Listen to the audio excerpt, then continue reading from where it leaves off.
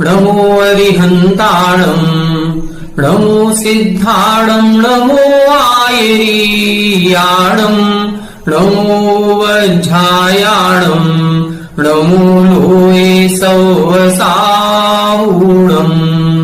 मोक्षमार्गस्य नेतारं भेत्तारं कर्मभूभृतां ज्ञातारं विश्वतत्त्वानां वंदे तत्गुणलब्धये। 1008 श्री मूलनायक आदिनाथ भगवान की जय। द्वासांग जिनवाणी माता की जय। आचार्य श्रेष्ठ आचार्य गुरुवर श्री 108 पूज्यपाद स्वामी महाराज की जय।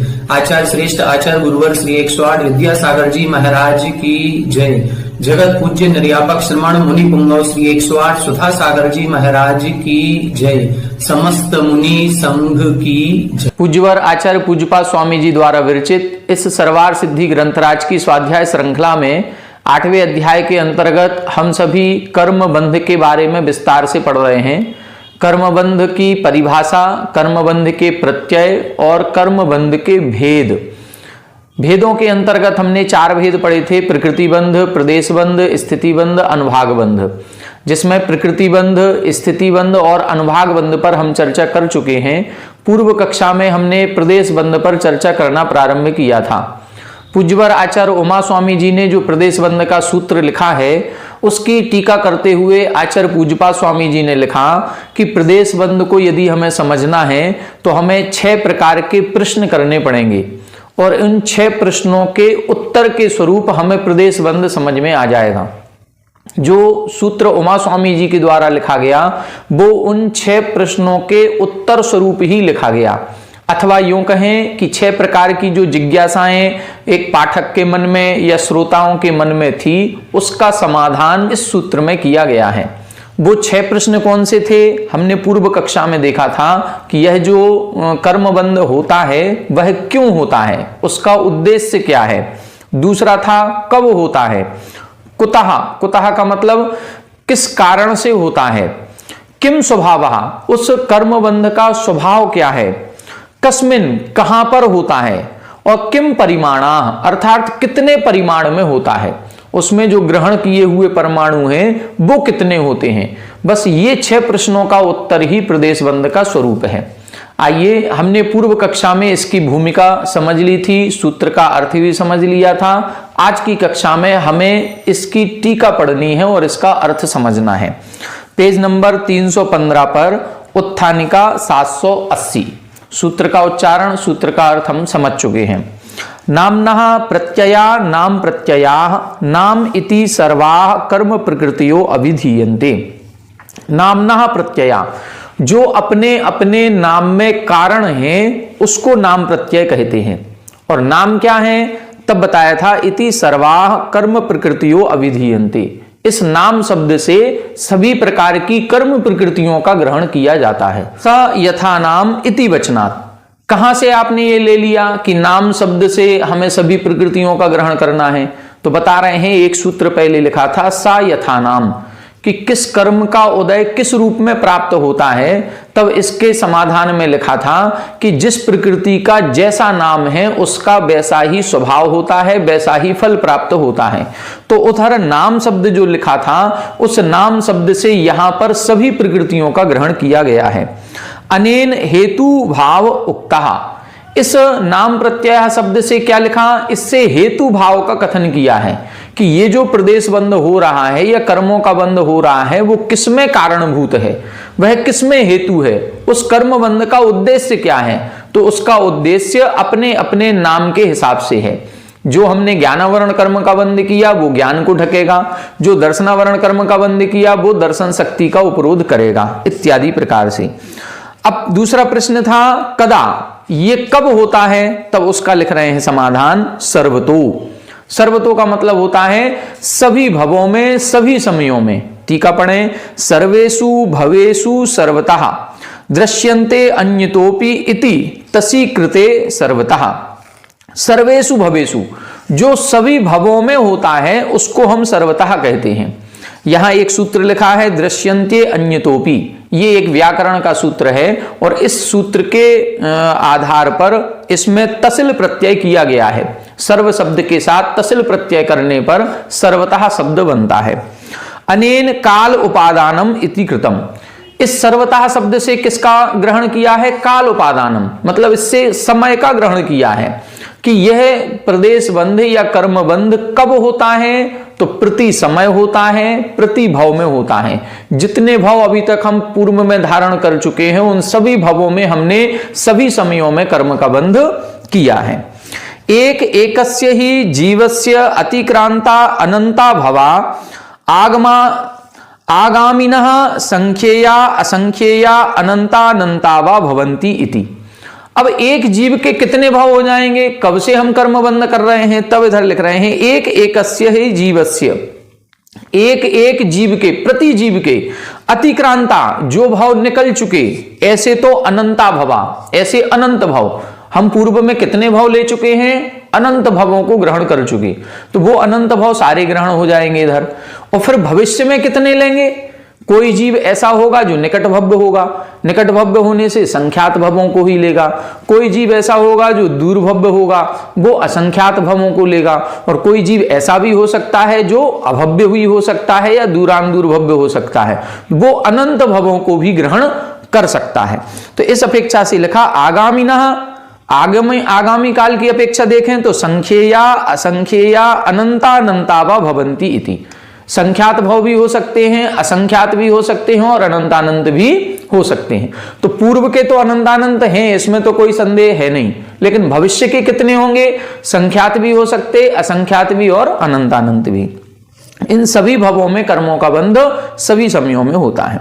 अब लिख रहे हैं कुतः, कुतः का मतलब किस कारण से यह कर्म बंध होता है, तो ये कारण अपन पूर्व में समझ चुके हैं। अपन ने 6वें अध्याय में भी पढ़ा था, काय वांग मनः कर्म योगः सा आश्रवः।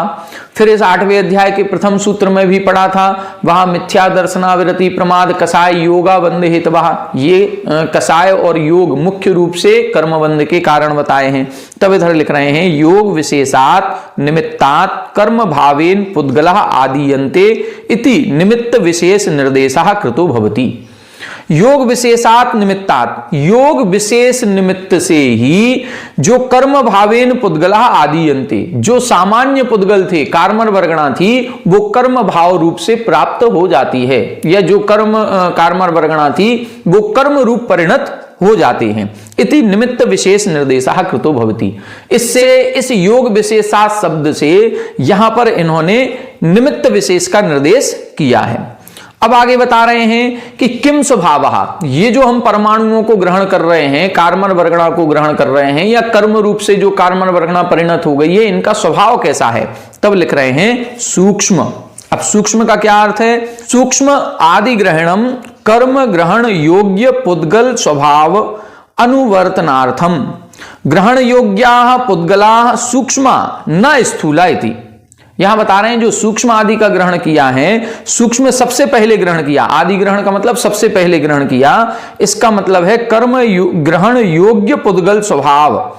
जो कर्म ग्रहण के योग्य पुद्गलों का स्वभाव है वो अत्यंत सूक्ष्म, वो सूक्ष्म परिणत वाले होते हैं, न स्थूलः, स्थूल नहीं होते हैं। हमने वर्गणाओं के विषय में दूसरे अध्याय में पढ़ा था, औदारिक वर्गणा, वैक्रियक वर्गणा, आहारक वर्गणा, तेजस वर्गणा, कार्मर वर्गणा। कार्मर वर्गणा अत्यंत सूक्ष्म होती है, परम परम सूक्ष्मम।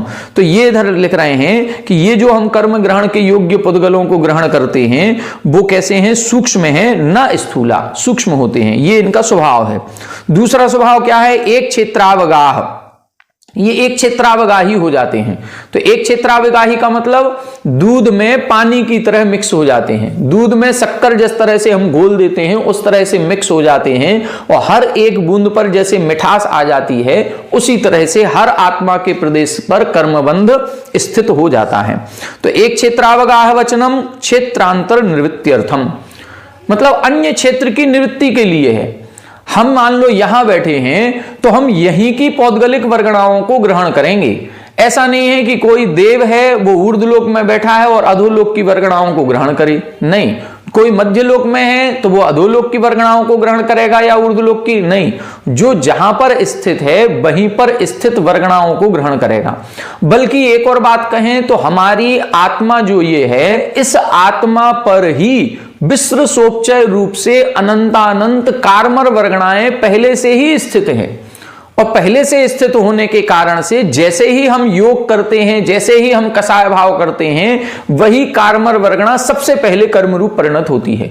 तो एक क्षेत्रावगाह है। एक क्षेत्रावगाह का मतलब जिस स्थान पर हमारी आत्मा का प्रदेश है उसी स्थान पर कार्मर वर्गणा भी है, जो अभी कर्म रूप नहीं हुई, लेकिन हम जैसे ही योग करेंगे और कसाय भाव करेंगे वो वैसे ही तुरंत परिणत हो जाएगी। उनको बोलते हैं विश्व सोपचय, इनको बोलते हैं उम्मीदवार। मतलब जैसे हमने उदाहरण आपको पूर्व कक्षा में दिया था, हम टिकट विंडो पर लाइन में खड़े हैं तो सबसे पहले जो आगे खड़ा है सबसे पहले टिकट भी उसको ही मिलेगी, विंडो ओपन होते ही सबसे पहले टिकट उसी को मिलेगी। इसी तरह से योग करते ही सबसे पहले कौन सी वर्गणा कर्म रूप परिणत होगी? जो हमारे आत्मा के प्रदेशों पर स्थित है। कौन? कार्मर वर्गणा, कर्म नहीं, कार्मर वर्गणा, जो कर्म रूप परिणत होना है वो चीज सबसे पहले कर्म रूप परिणत होती है। इसीलिए लिखा क्षेत्रांतर निवृत्त्यर्थम, अन्य क्षेत्र की निवृत्ति करने के लिए एक क्षेत्रावगाह शब्द लिखा है। स्थिताः, ये वचन क्यों लिखा है? क्रियांतर निवृत्त्यर्थम, स्थिता न गच्छन्ति इति। ये जो कर्म परमाणु हैं ये स्थित हो जाते हैं, आत्मा से चिपक जाएंगे, ये फिर अब अन्यत्र गति नहीं करेंगे। ऐसे नहीं है कि ये गति कर जाएंगे, अभी इधर हैं और फिर इधर से गति करके, नहीं। आत्मा से जब बंध को प्राप्त होंगे तो फिर स्थित हो जाएंगे, अब ये गति नहीं करेंगे। तो गति की निवृत्ति के लिए, क्रियांतर की निवृत्ति के लिए यहां स्थितः शब्द लिखा है। कहां होता है? तो सर्वात्म प्रदेशेषु इति वचनम आधार निर्देशार्थम न एक प्रदेशादिषु कर्म प्रदेशा वर्तन्ते। यहां बता रहे हैं सर्वात्म प्रदेशेषु इति वचनम आधार निर्देशार्थम, ये जो वचन दिया है कि सभी आत्म प्रदेशों में कर्मों का बंध होता है, ये आधार का निर्देश करने के लिए। कहां होता है? सभी आत्म प्रदेशों में।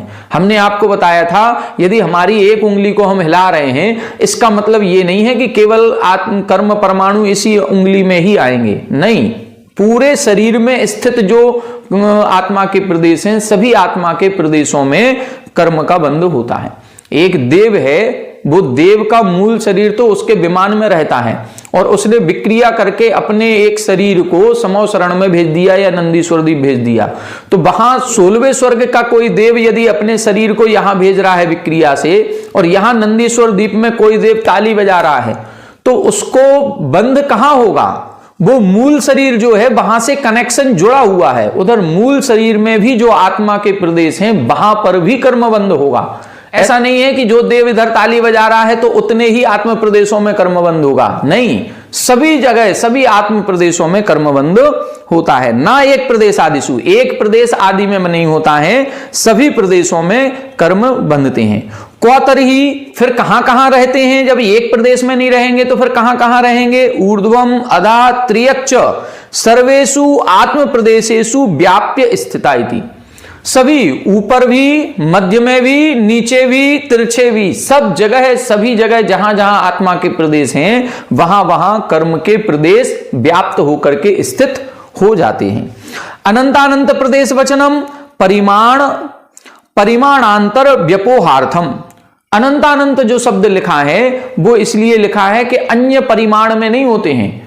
परिमाणांतर व्यपोहार्थम, अन्य परिमाण का निराकरण करने के लिए। संख्यात परमाणुओं को नहीं लेते हैं, असंख्यात को नहीं लेते हैं, अनंत को नहीं लेते हैं, अनंतानंत को लेते हैं।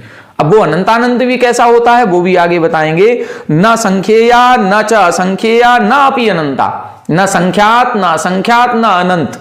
फिर कितने लेते हैं? ते खलु पुद्गल स्कंधा अभव्य अनंत गुणा सिद्ध अनंत भाग प्रमित प्रदेशा घनांगुलस्य असंख्य भाग क्षेत्रावगाहिन एक द्वि त्रि चतुः संख्य समय स्थितिका पंच वर्ण पंच रस द्विगंध चतुः स्पर्श स्वभावा अष्टविध कर्म प्रकृति योग्या योग वसात आत्मना आत्मसात क्रियन्ते। यहां क्या बता रहे हैं? ते खलु पुद्गल स्कंधा, वो पुद्गल स्कंद कितने हैं? अनंत अनंत। तो अनंत अनंत में कितने हैं? अभव्या अनंत गुणा, अभव्यों के अनंत गुणे हैं, सिद्ध अनंत भाग प्रमित, और सिद्धों के अनंत विभाग। जितने सिद्ध परमेष्टि अभी तक होगा उसके अनंत विभाग, जितने अभव्य जीव हैं उनके अनंत गुणे। इतने परमाणुओं को प्रति समय ग्रहण करते हैं। कैसे? घनांगुलस्य असंख्य भाग क्षेत्र अवगाहिना एक द्वि त्रि चतुः संख्य समय स्थिति कहा। घनांगुल के असंख्यातवे भाग प्रमाण जो क्षेत्र है उतनी अवगाहना का होता है वो परमाणु। एक परमाणु कितना है? उस एक परमाणु की अवगाहना है घनांगुल का असंख्यात में भाग प्रमाण, मतलब सुई की नोक भी बहुत बड़ी हो गई। और कैसे? एक द्वि त्रि चतुः संख्य समय स्थिति कहा। अब वो जो कर्म प्रदेश हमारी आत्मा से चिपकते हैं वो कोई एक समय के लिए, कोई दो समय के लिए, कोई तीन समय के लिए, कोई चार समय के लिए, कोई संख्यात समयों के लिए स्थित हो जाते हैं, आत्मा से बंध जाते हैं, फिर अपना फल दे करके झड़ जाते हैं। और कैसे होते हैं? पंच वर्ण पंच रस द्विगंध चतुः स्पर्श स्वभावः। पौद्गलिक हैं तो स्पर्श रस गंध वर्ण पाया जाएगा, और स्पर्श रस गंध वर्ण होगा तो सभी प्रकार के पांचों प्रकार का वर्ण हो सकता है, पांचों प्रकार का रस हो सकता है, दो प्रकार की गंध हो सकती है। लेकिन स्पर्श को चतुः स्पर्श, चतुः का मतलब 8 गुण होते हैं, तो 8 में 4 ही मुख्य होते हैं, 4 उसके विपरीत होते हैं, विरोधी होते हैं। हल्का भारी तो कोई एक गुण होगा, शीत उष्ण कोई एक गुण होगा, स्निग्ध रूक्ष कोई एक गुण होगा, इस प्रकार से। अष्टविध कर्म प्रकृति योग्या, और ये जो कर्म परमाणु हमने ग्रहण किए हैं ये कैसे हैं? 8 प्रकार की कर्म प्रकृति के योग्य हैं। मतलब ये कर्म परमाणु ही फिर हमारे ज्ञानावरण, दर्शनावरण, वेदनी, मोहिनी, आयु रूप परिणमित कर जाते हैं हमारे परिणामों के आधार पर। योग वसात आत्मना आत्मसात क्रियन्ते, योग के कारण से आत्मा के द्वारा आत्मसात क्रियन्ते मतलब ग्रहण किए जाते हैं। तो आत्मा किस कारण से ग्रहण करती है? योग के कारण से ग्रहण करती है।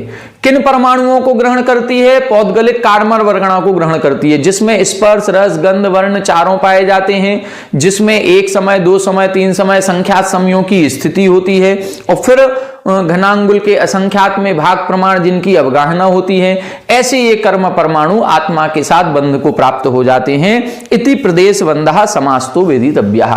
ये इस प्रकार से प्रदेश बंध को समास्तो का मतलब होता है संक्षेप में जानना चाहिए। ये प्रदेश बंध संक्षेप में बताया, कब होता है, कहां होता है, किस कारण से होता है, क्यों होता है, उनका परिमाण कितना है, ये सभी प्रश्नों का उत्तर उसमें आ गया। अब प्रदेश बंध के बाद 2 सूत्रों में इधर बता रहे हैं कि जो हमने प्रकृति बंध किया था वो जो कर्म प्रकृतियां हैं वो पुण्य रूप भी होती हैं और पाप रूप भी होती हैं। तो वो पुण्य रूप कौन कौन सी हैं और पाप रूप कौन कौन सी हैं, उन प्रकृतियों की व्याख्या इधर की जा रही है। देखें 781।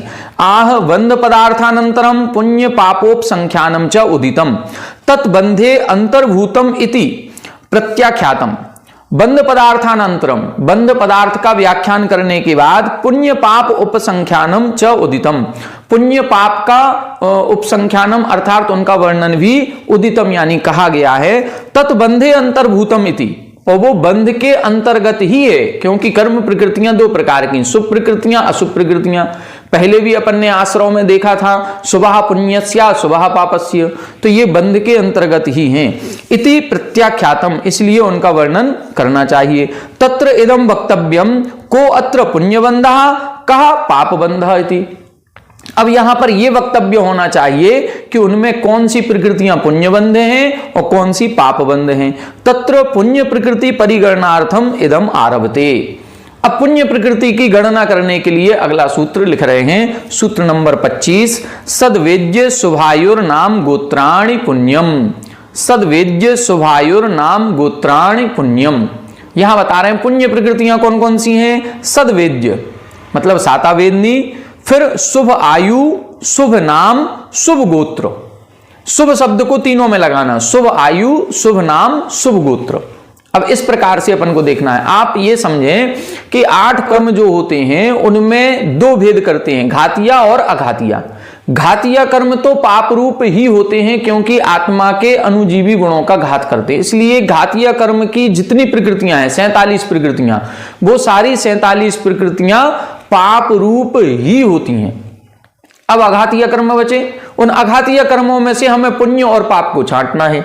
तो इधर बता रहे हैं सदवेद्य। जैसे अघातिया कर्म में वेदनी कर्म, तो वेदनी कर्म के 2 भेद, साता असाता। तो साता पुण्य रूप, असाता पाप रूप। आयु कर्म में 4 भेद करते हैं, तो शुभ आयु, शुभ आयु पुण्य रूप। अब शुभ आयु कौन सी है? नरक आयु को छोड़ करके, जहां पर जीव पहुंच जाए तो मरने की इच्छा ना करे, वो सब पुण्य है। जबकि नारकी जीव मरने की इच्छा करते हैं, इसलिए तो नरक आयु अशुभ रूप है, बाकी 3 आयु पुण्य रूप है। शुभ गोत्र, उच्च गोत्र और नीच गोत्र, तो उच्च गोत्र पुण्य रूप, नीच गोत्र पाप रूप। अब बचे शुभ नाम। तो नाम कर्म में हमको देखना है 93 प्रकृतियां होती हैं, इनमें कितनी शुभ हैं और कितनी अशुभ हैं। तो सबसे पहले तो अपन एक चीज देखें कि जो 10 प्रकृतियां पीछे की तरफ लिखी गई थी, प्रत्येक शरीर, त्रस, सुभग, सुस्वर, शुभ, सूक्ष्म, तो ये जो 10 हैं ये विरोधी भी हैं। इसलिए जो विरोधी हैं उनमें से एक पाप रूप हो जाएगी, एक पुण्य रूप हो जाएगी। जो शुभ प्रकृतियां हैं, जैसे प्रत्येक शरीर, साधारण शरीर, तो प्रत्येक शरीर पुण्य रूप, साधारण शरीर पाप रूप। सूक्ष्म बादर में बादर पुण्य रूप, सूक्ष्म पाप रूप। यशः कीर्ति अयस कीर्ति में यशः कीर्ति पुण्य रूप, अयस कीर्ति पाप रूप। सुभग दुर्भग में सुभग पुण्य रूप, दुर्भग पाप रूप। इस तरह से ये 10 प्रकृतियां तो ये निकल आएंगी। स्पर्श रस गंध वर्ण की जो 20 प्रकृतियां होती हैं, ये पुण्य में भी गिनते हैं और पाप में भी गिनते हैं। स्पर्श रस गंध वर्ण की 20 प्रकृतियां पुण्य रूप भी हैं और पाप रूप भी होती हैं।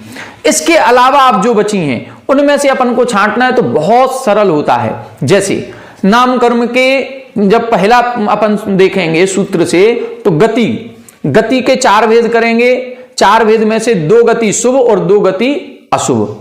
मनुष्य और देव शुभ है, त्रियंच नरक अशुभ है। जाति में 5 जातियां होती हैं, पंचेंद्रिय शुभ है, 4 जाति अशुभ हैं। शरीर, गति, जाति, शरीर, शरीर 5 ही पुण्य रूप हैं। अंगोपांग तीनों ही पुण्य रूप हैं। निर्माण पुण्य रूप होता है। फिर संस्थान और सहनन में जो सर्वोत्कृष्ट पहला सहनन और पहला संस्थान पुण्य रूप है, बाकी 5 जो बचे हुए संस्थान सहनन है ये अशुभ रूप होते हैं। स्पर्श रस गंध वर्ण बताई दिए, पुण्य रूप भी है, पाप रूप भी है, इनकी गणना दोनों तरफ होती है। फिर आनुपूर्वी, आनुपूर्वी में जो गतियों में लगाया वो यानुपूर्वी में लगेगा। देवगत्यानुपूर्वी, मनुष्य गत्यानुपूर्वी पुण्य रूप और नरक गत्यानुपूर्वी, त्रियंज गत्यानुपूर्वी पाप रूप। अब 6 प्रकृतियां आती हैं, उपघात, परघात, आतप, उद्योत, उच्छ्वास। ठीक है, ये जो 6 प्रकृतियां हैं, इन 6 प्रकृतियों में उपघात प्रकृति पाप रूप है, बाकी 5 पुण्य रूप है। विहायोगति प्रशस्त और अप्रशस्त, प्रशस्त पुण्य रूप, अप्रशस्त पाप रूप। और लास्ट में तीर्थंकर प्रकृति आएगी, वो पुण्य रूप होती है। तो नाम कर्म की प्रकृतियों को छांटना कोई कठिन बात नहीं है। आइए अब टीका से पढ़ेंगे। इसका अपन एक चार्ट भी बनाएंगे, तो वो चार्ट टीका से देख के आप लोग बनाएंगे तो बन जाएगा, सरल है। 782 शुभम प्रशस्तम इति यावत। शुभ किसे कहते हैं? प्रशस्त को, जो अच्छा होता है उसको हम प्रशस्त कहते हैं। तत् उत्तर ही प्रत्येकम अभिसंबंध्यते। वह शुभ शब्द बाद में सभी के साथ जोड़ लेना चाहिए, जैसे शुभम आयु, शुभम नाम, शुभम गोत्रम इति। शुभ आयु त्रितयम, शुभ आयु 3 प्रकार की, त्रियग आयु, मनुष्यायु, देवायु इति। 3 आयु हमने पहले ही बता दी, नरक आयु अशुभ है। शुभ नाम 37 विकल्पम।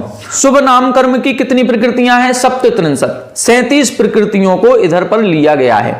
देखें, बंध योग्य जो प्रकृतियां हमने आपको बताया था, कुल प्रकृतियां 148 होती हैं, लेकिन बंध केवल 120 का ही होता है। 28 प्रकृतियों का बंध नहीं होता, जिसमें 5 बंधन, 5 संघात, इनका बंध नहीं होता। स्पर्श रस गंध वर्ण में से एक स्पर्श रस गंध वर्ण का बंध होता है, तो 20 में से 4 का होगा, 16 का नहीं होगा। और एक सम्यक मिथ्यात्व और एक सम्यक प्रकृति का, 28 का नहीं होता। तो यहां पर उनको नहीं ग्रहण किया। यदि नाम कर्म की प्रकृतियां बता रहे हैं तो इधर बंधन संघात का ग्रहण नहीं होगा और स्पर्श रस गंध वर्ण में से 4 को ही लेंगे, बाकी को नहीं लेंगे। तो ये बंध की अपेक्षा से यहां पर कथन किया गया है, सत्व की अपेक्षा नहीं किया गया। सत्व की अपेक्षा 148 प्रकृतियां होती हैं, बंध की अपेक्षा 120 होती हैं और उदय की अपेक्षा 122 होती हैं। दो कौन सी बढ़ जाती हैं? सम्यक प्रकृति और सम्यक मिथ्यात्व प्रकृति का उदय होता है, बंध नहीं होता। इसलिए देखें अब इधर मनुष्य गति, देवगति। गति नाम कर्म में 2, मनुष्य और देव। जाति में पंचेंद्री जाति केवल 1। पंच शरीराणी, शरीर 5 हो गए। त्रीणी अंगोपांगानी, 3 अंगोपांग हो गए। संस्थान में 1, समचतुरस्र संस्थान। सहनन में 1, वज्र वृषभ नारा सहनन।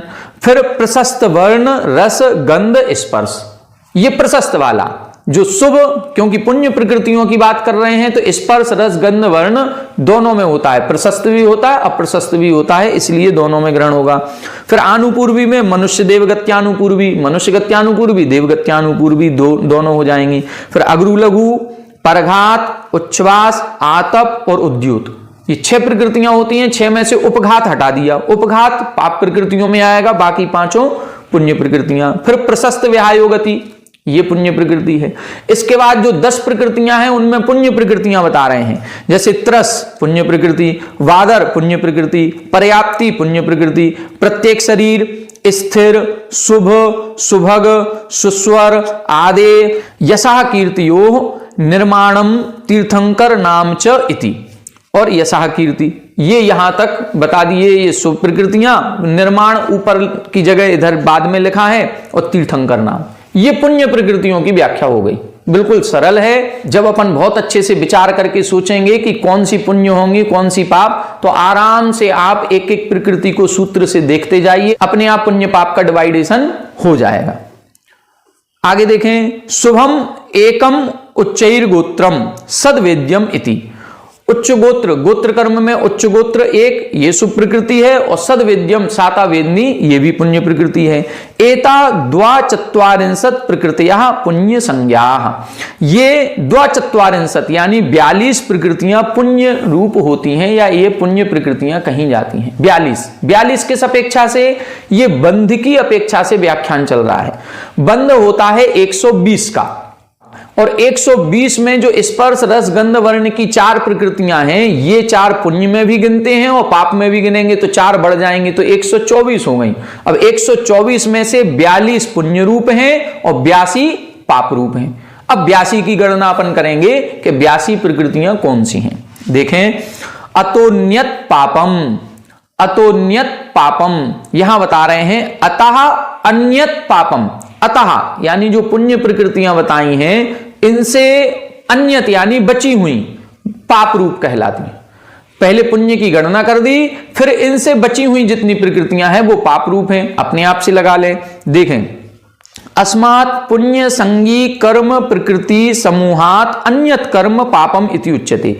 अस्मात् पुण्य संगी कर्म प्रकृति, ऊपर लिखा था एता द्वाचत्वारिंशत् प्रकृतियाः पुण्य संज्ञा, इन 42 प्रकृतियों की पुण्य संज्ञा है।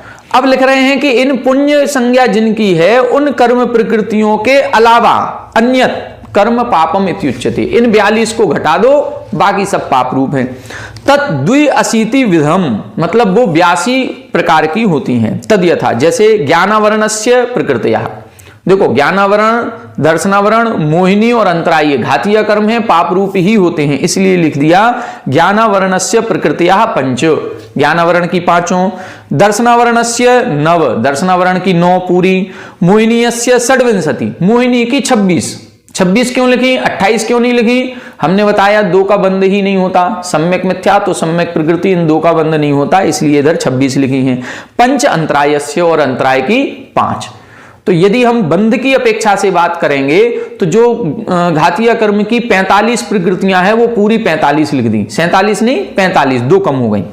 अब आगे देखें, नाम कर्म की तो नरक गति, त्रियक गति, ये 2, मनुष्य देव उधर ले ली थी, नरक त्रियंच इधर आ गई। जाति में पंचेंद्री जाति उधर लिया था, चतस्रो जाति, 4 जातियां इधर, 1 इंद्री, 2 इंद्री, 3 इंद्री, 4 इंद्री जाति।